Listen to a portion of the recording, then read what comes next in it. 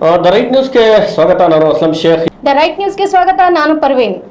Sir, ಚುನಾವಣೆ ಮುಗಿದು ಹೋಗಿದೆ, ಆದರೆ ಕೆಲವೊಂದು ವಿಷಯಗಳು ಹೀಗೆ ಹರಿದಾಡ್ತಿದ್ದಾವೆ ಅಂದರೆ ಕಾಂಗ್ರೆಸ್ಸಿಗರಿಗೆ ಕಾಂಗ್ರೆಸ್ ಮುಖಂಡರೇ ಮುಳುವಾಗಿದ್ದಾರೆ ಅಂತ. ಇದು ಹೇಗೆ ಸಾಧ್ಯ ಸರ್? ಕಾಂಗ್ರೆಸ್ ಮುಖಂಡರಿಂದ ಈ ಬಾರಿ ದಕ್ಷಿಣ ಚುನಾವಣೆಯಲ್ಲಿ, ದಾವಣಗೆರೆ ದಕ್ಷಿಣ ಚುನಾವಣೆಯಲ್ಲಿ ಕಾಂಗ್ರೆಸ್ಸಿನಿಂದಲೇ ಕಾಂಗ್ರೆಸ್ ಮುಳುಗಬಹುದು ಅನ್ನುವಂಥ ಕೆಲ ವಿಚಾರಗಳು ಹರಿದಾಡ್ತವೆ.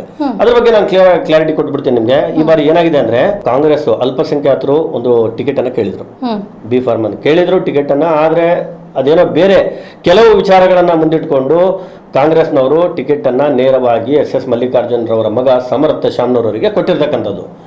ಅದು ಕೊಟ್ಟ ಮೇಲೆ ಏನಾಯ್ತು, ಸದ್ಯ ಮುಸ್ಲಿಮರಲ್ಲಿ ಅಲ್ಪಸಂಖ್ಯಾತರಲ್ಲಿ ಒಂದು ಆಕ್ರೋಶ ಹೊರಬಂತು. ಒಂದು ಆಕ್ರೋಶ ಹೇಗೆ ಬಂತು ಅಂದ್ರೆ, ಈ ಬಾರಿ ನಾವು ಕಾಂಗ್ರೆಸ್ ಅನ್ನ ಸೋಲಿಸ್ತೇವೆ ಅನ್ನುವಂಥ ಲೆವೆಲ್ಗೆ ಆಕ್ರೋಶ ಬಂತು. ಹಾಗಾಗಿ ಕೆಲವು ನಾನು ಒಂದು ಪಾಯಿಂಟ್ಗಳನ್ನು ಹೇಳ್ತೇನೆ, ಯಾವ ವಿಚಾರಗಳಿಂದ ಈ ಬಾರಿ ಕಾಂಗ್ರೆಸ್ಸಿಗೆ ಹಿನ್ನಡೆ ಉಂಟಾಗಬಹುದು ಅನ್ನುವಂಥ ವಿಚಾರವನ್ನು ನಾನು ನಿಮಗೆ ಹೇಳ್ತೇನೆ ನೋಡಿ. ಮೊದಲನೆಯದಾಗಿ ಅಲ್ಪಸಂಖ್ಯಾತರಿಗೆ ಟಿಕೆಟ್ ಅನ್ನು ಕೊಡಲಿಲ್ಲ, ಅದರಿಂದ ಕೆಲವು ಆಕ್ರೋಶ ಹೊರ ಬಂತು. ಅಲ್ಪಸಂಖ್ಯಾತರ ಮತಗಳು ವಿಭಜನೆ ಆಗಿದ್ದಂತೂ ಸತ್ಯ. ಎಷ್ಟು ಅಂತ ಅದು ನಾವು ನಿಖರವಾಗಿ ಹೇಳೋಕ್ಕಾಗೋದಿಲ್ಲ, ಯಾಕಂದ್ರೆ ಅಲ್ಪಸಂಖ್ಯಾತಗಳೇನಿದ್ದಾವೆ, ಕೆಲ ಅಲ್ಪಸಂಖ್ಯಾತರ ಮುಖಂಡರು ಕಾಂಗ್ರೆಸ್ ಪಕ್ಷದ ಮೇಲೆ, ಅಂದ್ರೆ ಕಾಂಗ್ರೆಸ್ಸಿನ ಮುಖಂಡರೇ ಕಾಂಗ್ರೆಸ್ ಪಕ್ಷದ ಮೇಲೆ ಒಂದು ಆಕ್ರೋಶವನ್ನ, ಸಿಟ್ಟನ್ನು ಹೊಂದಿರತಕ್ಕಂಥದ್ದು. ಹಾಗಾಗಿ ಕೆಲ ಮತಗಳು ವಿಭಜನೆ ಆಗಬಹುದು. ಇನ್ನು ಈ ಬಾರಿ ಪ್ರಮುಖವಾದ ಇನ್ನೊಂದು ಅಂಶ ನಾವು ಪರಿಗಣಿಸಬೇಕಂದ್ರೆ, ಮತದಾನದ ಪ್ರಮಾಣ ಕಳೆದ ಬಾರಿಗಿಂತ ಈ ಬಾರಿ ಕಡಿಮೆ ಆಗಿದೆ. ಹೌದು, ಯಾಕೆ ಅಂತ ಅದು ಒಂದು ನೋಡಿ ಹೇಳ್ಬಿಡ್ತೀನಿ. ಕಳೆದ ಬಾರಿ ಏನಾಯಿತು ಅಂದರೆ, ಕಳೆದ ಚುನಾವಣೆಗಳಲ್ಲಿ ಸಂಜೆ 5:30 ನಂತರ, ಅಂದರೆ ಇದಕ್ಕೆ ಒಂದು 2-3 ಪಾಯಿಂಟ್ ಇರ್ತವೆ ಮೇಡಮ್, ಬೇರೆ ಬೇರೆ ಇರ್ತವೆ. ಅದರಲ್ಲಿ ಒಂದನ್ನು ನಾನು ನಿಖರವಾಗಿ ಹೇಳ್ಬಿಡ್ತೀನಿ. ಈ ಆಜಾದ್ ನಗರ, ಭಾಷಾನಗರ ಅಂದರೆ ದಾವಣಗೆರೆ ದಕ್ಷಿಣ ಹಳೆ ಭಾಗ ಏನಿದೆ, ಅಲ್ಲಿ ಸಾಕಷ್ಟು ಕೂಲಿ ಕಾರ್ಮಿಕರು, ಕೆಲಸಕ್ಕೆ ಹೋಗುವಂಥವ್ರು ಇರ್ತಕ್ಕಂಥದ್ದು. ಅವರು ಸಂಜೆಯ ನಂತರ ಒಂದು ಬಂದು ಮತದಾನವನ್ನ ಮಾಡುವಂಥದ್ದು ವಾಡಿಕೆ. ಅಂದ್ರೆ ಸಂಜೆ ತಮ್ಮ ಕೆಲಸ ಕಾರ್ಯಗಳನ್ನು ಮುಗಿಸ್ಕೊಟ್ಟು ಮೊದಲು ಸಂಜೆ 5 ಗಂಟೆ 5:30 ನಂತರ ಮತದಾನವನ್ನ ಮಾಡ್ತಾ ಇದ್ರು. ಪ್ರತಿ ಬಾರಿ ಇದಾಗ್ತಾ ಇತ್ತು. ಆದರೆ ಈ ಬಾರಿ ಎಕ್ಸಾಕ್ಟ್ 6 ಗಂಟೆಗೆ ಗೇಟ್ ಅನ್ನ ಕ್ಲೋಸ್ ಮಾಡಲಾಯಿತು. ಮುಖ್ಯವಾದ ಪಾಯಿಂಟ್ ಅನ್ನು ಹೇಳ್ತೇನೆ, 6 ಗಂಟೆಗೆ ಗೇಟ್ ಕ್ಲೋಸ್ ಮಾಡಲಾಯಿತು. ಇದು ಈ ರೀತಿ ಇದೆ ಅಂತ ಗೊತ್ತಿದ ಮೇಲೆ ಅದರ ಅವಧಿಯ ಅಂತರವನ್ನ ಹೆಚ್ಚಿಸಬಹುದಿತ್ತಲ್ಲ. ಚುನಾವಣಾ ಆಯೋಗಕ್ಕೆ ಮತ್ತೆ ಪ್ರತಿಯೊಂದು ಚುನಾವಣೆಗೆ ಸರ್ಕಾರದಿಂದ ಕೆಲವು ಷರತ್ತುಗಳಿರ್ತವೆ, ನಿಯಮಗಳಿರ್ತವೆ. ಆ ನಿಯಮಗಳನ್ನ ಮೀರಿ ಎಲ್ಲೂ ಚುನಾವಣೆ ನಡೆಸುವಂತಿಲ್ಲ. ಈ ಒಂದು ನಿಯಮ ಏನಿದೆ ಅಂದ್ರೆ, 6 ಗಂಟೆ ಏನಿದೆ ಅದು ಫಿಕ್ಸ್. 6 ಗಂಟೆಗೆ ಮತದಾನ ಮುಗಿದು ಹೋಗ್ಬೇಕು. ಆ ಸಂದರ್ಭದಲ್ಲಿ 6 ಗಂಟೆ ಮೇಲೆ ಮತದಾನ. ಕಳೆದ ಬಾರಿ ಏನಾಗಿತ್ತು ಅದು ಹೇಳ್ಬಿಡ್ತೀನಿ ನೋಡಿ. ಕಳೆದ ಬಾರಿ ಏನಾಗಿತ್ತು, 6 ಗಂಟೆಗೆ ಎಷ್ಟು ಜನ 6 ಗಂಟೆ ಒಳಗೆ ಆ ಒಂದು ಗೇಟ್ ಕಾಂಪೌಂಡ್ ನಲ್ಲಿ ಎಷ್ಟು ಜನ ಮತದಾನವನ್ನು ಮಾಡ್ತೀವಿ ಅಂತ ಬಂದಿರತಕ್ಕಂಥದ್ದು ಎಲ್ಲ ಮತದಾರರಿಗೆ ಒಳಗೆ ಕಾಂಪೌಂಡ್ ಒಳಗೆ ಬಿಟ್ಟಿರ್ತಕ್ಕಂಥದ್ದು. ಆ ಸಂದರ್ಭದಲ್ಲಿ ಅವರು ಮತದಾನ ಸುಮಾರು 8:30 ರಾತ್ರಿ 8:30ವರೆಗೂ ಮತದಾನ ನಡೀತು. ಇದು ಒಂದು ಡಿಫ್ರೆಂಟ್ ಟ್ಯಾಕ್ಟಿಕ್ಸ್ ಅಂತಾನು ಹೇಳ್ಬೋದು. ಆದ್ರೆ ನಾನು ಹೇಳಿದ್ನಲ್ಲ, ಅಲ್ಲಿ ಒಂದು ಆ ಜಾಗದಲ್ಲಿ ಆ ತರ ಒಂದು ಸ್ವಲ್ಪ ಕೂಲಿ ಕಾರ್ಮಿಕರು, ಹೊರಗಡೆ ಹೋಗುವಂಥವ್ರು ಎಲ್ಲ ಕೆಲಸ ಮುಗಿಸ್ಕೊಂಡು ಬಂದು ಸಂಜೆ ಒಂದು ಮತದಾನ ಮಾಡೋಣ ಅನ್ನೋಂಥ ಒಂದು ಇದು ವಿಶ್ವಾಸನ ಇಟ್ಕೊಂಡು, ಅಥವಾ ಒಂದು ಮತದಾನ ಸಂಜೆ ಮಾಡಿದ್ರೆ ಆಯ್ತು ಅನ್ನುವಂಥ ನಿಟ್ಟಿನಲ್ಲಿ ಕೆಲವರು ಸಂಜೆ ಬರ್ತಾರೆ. ಇದು ಒಂದು ಈ ಬಾರಿಯ ಕಾಂಗ್ರೆಸ್ಸಿಗೆ ಹಿನ್ನಡೆ, ಒಂದು ಪ್ರಮುಖವಾದ ಅಂಶ. ಎರಡನೇದು, ಜಮೀರ್ ಅಹ್ಮದ್ ರವರು ಪ್ರಚಾರಕ್ಕೆ ಬರಲಿಲ್ಲ. ಬಂದಿದ್ರು, ರ್ಯಾಲಿ ಸಭೆಗಳನ್ನ ಮಾಡಲಿಲ್ಲ. ಆ ವಿಚಾರಕ್ಕೆ ಬರ್ತಾ ನೋಡಿ. ಜಮೀರ್ ಅಹ್ಮದ್ ಅವರು ಸದ್ಯ ಕರ್ನಾಟಕದ ಒಂದು ರಾಜಕೀಯದಲ್ಲಿ ಪ್ರಮುಖವಾಗಿ ಅಲ್ಪಸಂಖ್ಯಾತರ ಅಂದ್ರೆ ಮುಸ್ಲಿಮರ ಪ್ರಮುಖ ನಾಯಕರು ಅಂತ ಗುರುತಿಸಿಕೊಂಡಿರ್ತಕ್ಕಂಥದ್ದು. ಈಗ ಅದು ಪ್ರಮುಖವಾದ ಅಂಶ. ಹಾಗಾಗಿ ದಾವಣಗೆರೆಯ ಮುಸ್ಲಿಂ ಮತಗಳು ಜಮೀರ್ ಅಹ್ಮದ್ ಅವರ ಮೇಲೆ ಡಿಪೆಂಡ್ ಆಗಿದ್ದವು. ಇದರಲ್ಲಿ ಇನ್ನೊಂದು ಪಾರ್ಟ್ ಇದೆ. ಜಮೀರ್ ಅಹ್ಮದ್ ಅವರು ಈ ಒಂದು ಶಾಮನೂರು ಶಿವಶಂಕರಪ್ಪನವರ ನಿಧನದ ನಂತರ ತಕ್ಷಣ ಕೆಲವು ಸಭೆಗಳು ನಡೀತವೆ ದಾವಣಗೆರೆಯಲ್ಲಿ. ಆ ಸಭೆಗಳಲ್ಲಿ ಜಮೀರ್ ಅಹ್ಮದ್ ಕೂಡ ಪಾಲ್ಗೊಳ್ತಾರೆ. ಅವರು ನಿಮಗೆ ಟಿಕೆಟ್ ಅನ್ನ ಕೊಡಿಸ್ತೀನಿ ಅನ್ನುವಂಥ ಒಂದು ವಾಗ್ದಾನವನ್ನ ಕೊಡ್ತಾರೆ. ಆ ಸಂದರ್ಭದಲ್ಲಿ ಎಲ್ಲ ಒಂದು ಮುಖಂಡರು, ಅಲ್ಪಸಂಖ್ಯಾತರು, ಎಲ್ಲ ಒಂದು ಮತದಾರರು ಎಲ್ಲ ಅವರಿಗೆ ಜೈ ಅಂತ ಹೇಳ್ತಾರೆ, ಘೋಷಣೆಗಳನ್ನ ಕೂಗ್ತಾರೆ ಅವ್ರ ಪರವಾಗಿ. ಅವರು ನಮ್ಮ ನಾಯಕರು ಅಂತ ಹೇಳ್ತಾರೆ. ಆ ಒಂದು ವಿಚಾರವನ್ನ ತೆಗೆದುಕೊಂಡು ಅವರು ಬೆಂಗಳೂರಿಗೆ ಹೋಗ್ತಾರೆ. ಹೋದಾಗ ಅಲ್ಲಿ ಕೆಲ ಬೇರೆ ಬೇರೆ ವಿಚಾರಗಳನ್ನ ಇಟ್ಕೊಂಡು ಕಾಂಗ್ರೆಸ್ ಆ ಒಂದು ಅಲ್ಪಸಂಖ್ಯಾತರಿಗೆ ಟಿಕೆಟ್ ಅನ್ನ ನಿರಾಕರಣೆ ಮಾಡಿ ಎಸ್ ಮಲ್ಲಿಕಾರ್ಜುನ್ ಅವರ ಪುತ್ರ ಶಾಮ್ನೂರ್ ಸಮರ್ಥ್ ಅವರಿಗೆ ಟಿಕೆಟ್ ಅನ್ನ ಕೊಡುತ್ತೆ. ಇದು 2 ತರಹದ ಒಂದು ಡಿಸಿಷನ್ ಅನ್ನೋ ತರ ಆಗುತ್ತೆ. ಯಾರಲ್ಲಿ? ಮುಸ್ಲಿಮರಲ್ಲಿ. ಏನಪ್ಪಾ ಅಂದ್ರೆ, ಒಂದು ಬಣ ಸದ್ಯ ಇವರು ಜಮೀರ್ ಅಹ್ಮದ್ ರವರು ನಮಗೆ ಟಿಕೆಟ್ ಅನ್ನ ಕೊಡಿಸಬೇಕಿತ್ತು, ಅವರು ಕೊಡಿಸ್ಲಿಕ್ಕೆ ಸಾಧ್ಯ ಆಗಲಿಲ್ಲ ಅವರು ಜಾಸ್ತಿ ಅಂದರೆ ಸ್ವಲ್ಪ ಅವರಿಗೆ ಜಾಸ್ತಿ ಪ್ರೆಷರನ್ನು ಹಾಕಿ ಕೊಡಿಸ್ಬೇಕಿತ್ತು ಅನ್ನುವಂಥ ನಿಟ್ಟಿನಲ್ಲಿ ಒಂದು ಗುಂಪು ಜಮೀರ್ ಅಹ್ಮದ್ ಅವ್ರ ಮೇಲೆ ಎಲ್ಲೋ ಒಂದು ಕಡೆ ಸ್ವಲ್ಪ ಅವ್ರ ಮೇಲೆ ಬೇಜಾರಾಗುತ್ತೆ, ಆಕ್ರೋಶ ಬರುತ್ತೆ. ಇನ್ನೊಂದು ಗುಂಪು ಅವರು ಪ್ರಯತ್ನವನ್ನು ಪಟ್ಟಿದ್ದಾರೆ, ಅವರು ನಮ್ಮ ನಾಯಕರು, ಸದ್ಯ ನಮ್ಮ ಕರ್ನಾಟಕದಲ್ಲಿ ಜಮೀರ್ ಅಹ್ಮದ್ ಅವರು ನಮ್ಮ ನಾಯಕರು, ಹಾಗಾಗಿ ಅವ್ರು ಮಾಡಿರೋದು ಸರಿ ಇದೆ ಅನ್ನುವಂಥ ಒಂದು ವಾದ ಇನ್ನೊಂದು ಗುಂಪಿಂದ. 2 ಗುಂಪುಗಳಾಗ್ತವೆ. ಅವಾಗ ಏನಾಗುತ್ತೆ, ಜಮೀರ್ ಅಹ್ಮದ್ ಅವರಿಗೆ ಕಾಂಗ್ರೆಸ್ನಿಂದ ಪ್ರೆಷರ್ ಬರುತ್ತೆ, ಕಾಂಗ್ರೆಸ್ ಪಕ್ಷದಿಂದ ಪ್ರೆಷರ್ ಬರುತ್ತೆ. ಆ ಸಂದರ್ಭದಲ್ಲಿ ಒಂದು ಸಣ್ಣ ಘಟನೆ ನಡೆದೋಗುತ್ತೆ. ಏನಪ್ಪ ಅಂದರೆ, ಮಾಧ್ಯಮದವರು ಅವರು ಅಂದರೆ ಬಿ ಫಾರಂ ಅನೌನ್ಸ್ ಆಗೋಕ್ಕಿಂತ ಮುಂಚೆ ಜಮೀರ್ ಅಹ್ಮದ್ ಅವರು ಬಂದಿದ್ರು ಅಂತ ಪ್ರಶ್ನೆಯನ್ನು ಮಾಡ್ತಾರೆ. ಯಾರಿಗೆ? SS ಮಲ್ಲಿಕಾರ್ಜುನ್ ಸಚಿವರಿಗೆ. ಆ ಪ್ರಶ್ನೆಯನ್ನು ಮಾಡಿದಾಗ ಅವ್ರು ಹೇಳ್ತಾರೆ, ಜಮೀರ್ ಅಹ್ಮದ್ ಯಾರು ನನ್ನ ಕ್ಷೇತ್ರಕ್ಕೆ ಬರಕ್ಕೆ ಅನ್ನುವಂಥ ಮಾತನ್ನ ಆ ಸಂದರ್ಭದಲ್ಲಿ ಹೇಳ್ತಾರೆ.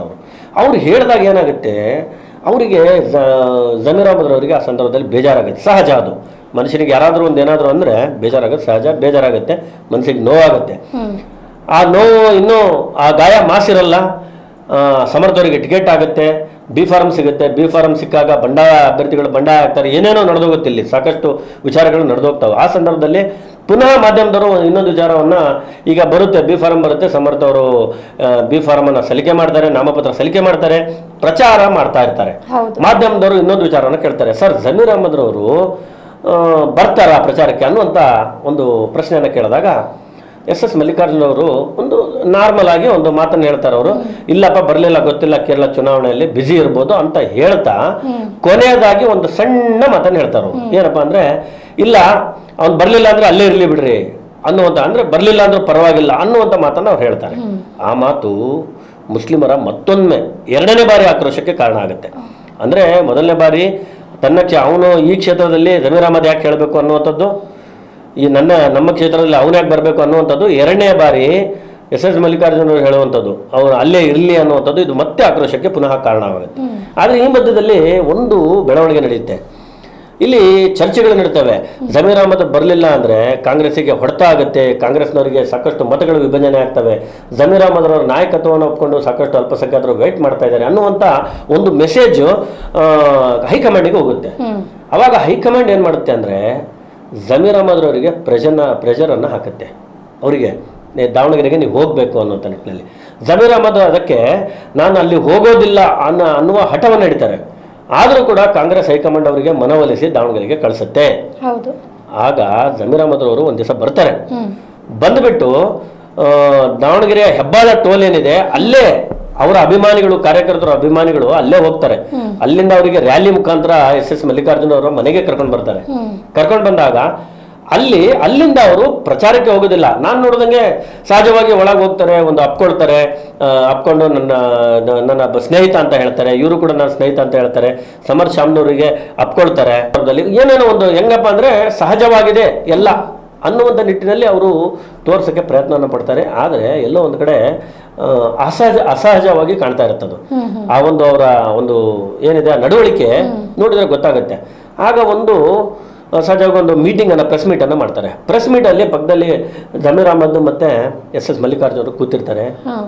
ಆಗ ಹೇಳ್ತಾರೆ ಅವರು, ನನ್ನ ಬಾಲ್ಯ ಸ್ನೇಹಿತ ಜಮೀರ್ ಅಹ್ಮದ್, ನಾನು ಜಮೀರ್ ಅಹ್ಮದ್ಗೆ ಜಮೀರ್ ಅಂತ ಕರಿತೀನಿ, ಇವ್ರು ನನಗೆ ಮಲ್ಲು ಅಂತ ಕರೀತಾರೆ ಅನ್ನುವಂಥ ಒಂದು ಯಾವ ಮಟ್ಟಿಗೆ ಅಂದರೆ ನನ್ನ ಕುಚಿಕು ಗೆಳೆಯರು ನಾವು ಅನ್ನೋದ ಒಂದು ಸಂದೇಶವನ್ನು ಕೊಡಲಿಕ್ಕೆ ಅವ್ರು ಹೇಳ್ತಾರೆ. ಆದರೆ ಮುಖಭಾವ ಹೇಗಿರುತ್ತೆ ಅಂದರೆ, SS ಮಲ್ಲಿಕಾರ್ಜುನ್ ಅವರ ಮುಖಭಾವವನ್ನು ನಾವು ಗಮನಿಸಿದಾಗ ಅವರು ಕೂಡ ಒಂದು ಸಿಟ್ಟಿನಲ್ಲಿ ಇರ್ತಕ್ಕಂಥದ್ದು.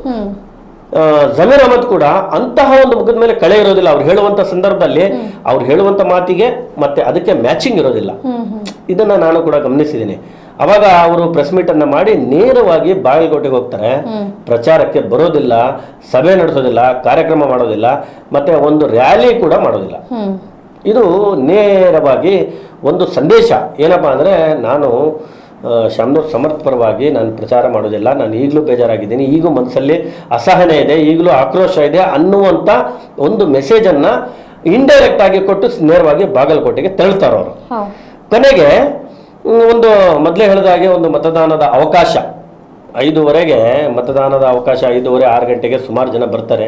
ಆ ಸಂದರ್ಭದಲ್ಲಿ BJP ಅವರು ಅಲ್ಲಿ ಹೋಗ್ತಾರೆ. ಅಲ್ಲಿ ಪೊಲೀಸರ ಜೊತೆ ಸ್ವಲ್ಪ ಮಾತಿನ ಚಕಮಕಿ ನಡೆಯುತ್ತೆ. ಆ ಸಂದರ್ಭದಲ್ಲಿ ನೇರವಾಗಿ ಗೇಟನ್ನು ಹಾಕ್ಸ್ಲಿಕ್ಕೆ ಅವರು ಅಂದರೆ ಕಾನೂನು ರೀತಿಯಲ್ಲಿ ಗೇಟನ್ನು ಹಾಕಿ 6 ಗಂಟೆ ಆಯಿತು ಯಾರಿಗೂ ಒಳಗೆ ಬಿಡುವಂಗಿಲ್ಲ ಅನ್ನುವಂಥ ನಿಟ್ಟಿನಲ್ಲಿ ಬಿಜೆಪಿಯವರು ಕೆಲಸವನ್ನು ಮಾಡಿ ಗೇಟನ್ನು ಮುಚ್ಚಿಸ್ತಾರೆ. ಈ ಒಂದು ವಿಚಾರ ಹೆಂಗಿರುತ್ತೆ ಅಂದರೆ ಬಹಳಷ್ಟು ಈ ಬಾರಿಯ ಮತದಾನದ ಪ್ರಮಾಣ ಕಡಿಮೆ ಆಗಲಿಕ್ಕೆ ಪ್ರಮುಖವಾದ ಕಾರಣ ಇದು. ಒಂದನೇ ಕಾರಣ ಜಮೀರ್ ಅಹಮದ್ ಅವರಿಗೆ ಮಾತಾಡಿರ್ತಕ್ಕಂಥದ್ದು, ಎರಡನೇದು ಜಮೀರ್ ಅಹಮದ್ ಅವರು ಬಂದರೂ ಕೂಡ ಪ್ರಚಾರ ಮಾಡದೇ ಇರತಕ್ಕಂಥದ್ದು, ಇನ್ನೊಂದು 5:30 6 ಗಂಟೆಗೆ ಎಕ್ಸಾಕ್ಟ್ ಆಗಿ ಗೇಟ್ ಕ್ಲೋಸ್ ಮಾಡಿರುವಂಥದ್ದು. ಇದೆಲ್ಲ ಕಾಂಗ್ರೆಸ್ಸಿಗೆ ಹಿನ್ನಡೆ, ಕಾಂಗ್ರೆಸ್ಸಿಗೆ ಕಷ್ಟ ಅಂತ ಅನ್ಕೊಳ್ತಾ ಇದ್ದೀನಿ ನಾನು. ಇನ್ನು ಮುಸ್ಲಿಂ ಮತದಾರರ ಒಂದು ಮತದಾರ ಕಡೆ ಬರಬೇಕಾದ್ರೆ ಈಗ ಆ ಸಂದರ್ಭದಲ್ಲಿ ಕೆಲವರು ಒಂದು ಪ್ರಚಾರವನ್ನು ಮಾಡ್ತಾರೆ, ಕಾಂಗ್ರೆಸ್ ಈ ಬಾರಿ ಕಾಂಗ್ರೆಸ್ಸಿಗೆ ಸೋಲಿಸಬೇಕು